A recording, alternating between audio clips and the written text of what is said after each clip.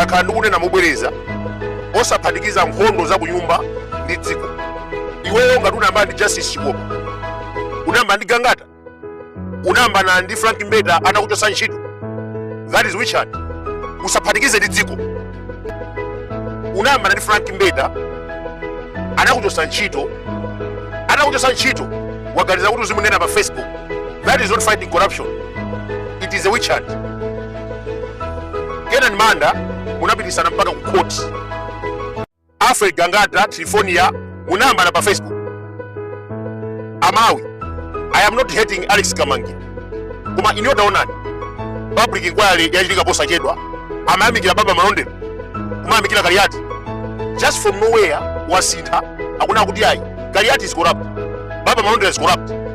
Aliyense amene akutsutsana naye wakatangana. This guy is crazy. Ndiye timaina kuti fighting corruption imachita apply malamulo, witch hunt imachita kusankha. Iyeyo ngati Zoba papeji pake sakufuna kutchula George Jim chifukwa anampasa 22 million. Potero akulimbana ndi anthu olimbikira komanso adani ake. Nyamata ameneyu anene akudziwa kuna kuti aliyense andizokonda. Buluza anakonda konde, Madola amakonda business. Ndipo Alex Zoba amakonda akazi ndi madragi. Ndi kuna pano waphulisa nkhalamba kwa Ireland ya 45 years. Akusaka citizenship. Tafera kaye Nyamata. Mimba ya miezi 5. Muyomu ndinakuzana Malawi. Alex Kamangira ananama mu court. Justice Ivy Kamanga anampeza ni mwandu wa pejali. Ambiri amesani wangu wazuduka mutu. And yeka anavomereza kuti ndizoona analipeza ni mwandu wa pejali. Akudikira 7 years in prison. That is according to section 105 and 102 of Penal Code. Ndipo palibe amene amatsutsa Alex Kamangira amagwira ntchito kwa Frank Mbeta. Zimene akulankhula ndi jealousy chifukwa yeyu anali kapolo wa Frank Mbeta. Anavomereza yekha kuna kuti ndizoonadi ndimagwira ntchito kwa Frank Mbeta. Ndiye tikufuna savomereze kuti anamwatameki. Mimba utapereka mimba, mkazi wako waidziwa wathesa banja, no kamwatameki. What is that? Kumene kuduluka mutu unamwatameki chifukwa chani? Advocate against suicide ukamwatameki. What is that? In addition, mimba unapereka muno bwino, mwana wabadwa ukwepheraso kumthandiza. Wapita ku Ireland ukuphulisanso kumene kunkhalamba ya zaka 45.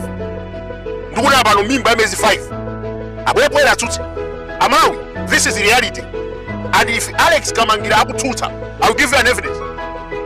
Nyamata ameneyu amakonda kunyenga.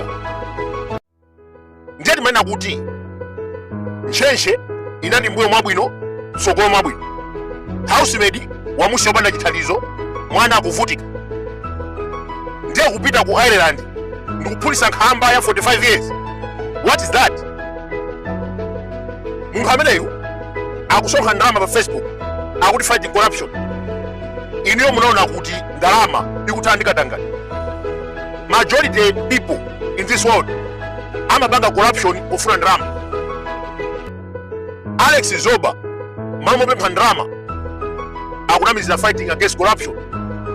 Okay, tikakupatsa ndalama zidzathesa bwanji katangani? Taonapo mbuyomu anthu wapasa ndalama kuti akatsane ndi corruption. Tindi mabungwe ambirimbiri mayichozi. You are not the first person. Malawi muno muli mabungwe oposa 1000 amene akuthana ndi corruption. Amandera ndalama kuboma koma corruption sikutha. Ndiye pano tikuonjezera Alex Zoba amene akupempha ndalama pa Facebook kuti akathane ndi corruption. Ndiye timafunsa udzathana bwanji ndi katangani? Ndalama tikakupatsa uthana bwanji ndi corruption? Chifukwa chodabwisa china akupempha ndalama pa Facebook, Amalawi akumpasa ndalama koma sakuonesa transaction. Is that not corruption? Wapempha ndalama pa group post yake Republic, Amalawi ndikufuna mundigeye ndalama ndithane ndi corruption. ndakumutumizira ndalama akuyika manambala pamenepo. Amalawi atitumizira ndalama koma sakuwaonesa in return kuna kuti Amalawi ndalama zija zafika ndizi, these are the transactions, sakuonesa. Angoti Amalawi ndandipase ndalama ndikathani ndi corruption. Ndalama ija akuitenga kumanga nyengera nkhalamba ku Ireland ndikuyipasa mimba, akuti akufuna citizenship.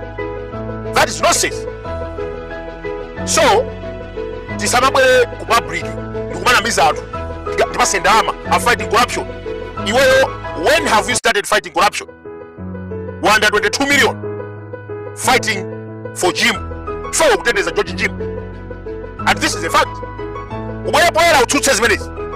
Iweyo ukuteteza George Jim ndi zimayi wina ku Reserve Bank zina lake na Jaya Ngosi, and this is a fact. My information yako ose amene kufotokoza akuchokera kwa anthu awiri amene, and you don't have intelligence. You don't have any intelligence. That's why mangobwebwetuka zopanda mutu. Lero wakuti ndi wakuba, Patricia Gariati ndi wakuba, Maondera ndi wakuba, aliyense amene akutsutsana ndi maganizo ako ndi wakuba. You don't have intelligence. Ndiye timanena kuti iweyo ukufuna kuthana ndi corruption, ukupempha ndalama kwa Malawi in public, kulemba post pa Facebook tikaireni ndalama, manambala ndi awo. Akamakutumizira ndalama sukuonesa transaction. That is corruption and even money laundering. Naonapo anthu osiyanasiyana kuonjeza ndikenani Gerald Champanikiza amene amapempha ndalama pofuna kuthandiza anthu ena osowa, amaonesa ma transaction kuti ndalama iyi yachokera kwa uje talandira, ndalama iyi talandira, ndalama iyi talandira. That is transparency. Koma iweyo umapempha ndalama, Amalawi ndigere ndalama ndikufuna ndikathane ndi corruption. After that akakupasa ndalama sukuonesa transaction. Ndalama ija ukupereka kwa nkhalamba ku Ireland imene wayipasa mimba. That is nonsense. Bwanji osatenga ndalama imeneyi imene akukukayira Malawi umpase housemate amene akuvutika uti. Iwe zona ungasiye mwana mimba unapereka wekha, mwana onima oyufresh osankulira. You must be very stupid. Akulu, history is the best teacher.